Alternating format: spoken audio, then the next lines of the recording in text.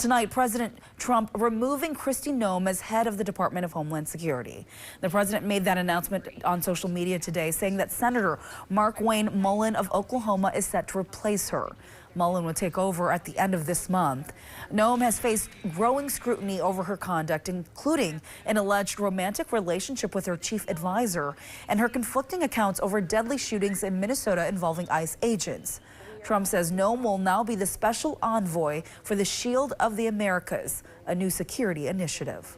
He will have a big agreement that I'll be there with him on Saturday with the Department of War and the Department of State on how we're going to go after cartels and drug trafficking. Earlier this week, Kristi Noem testified ahead of the Senate Judiciary Committee.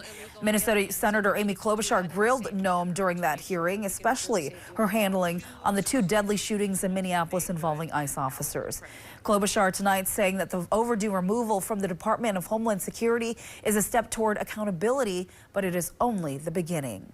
Meantime, Northland Republican Representative Pete Stopper didn't make mention of Noem, instead congratulated Senator Markwayne Mullin on his nomination to serve as secretary. Stopper went on to urge his colleagues in the Senate to confirm the nomination and to move quickly to reopen the critical department so security on the northern border can be addressed.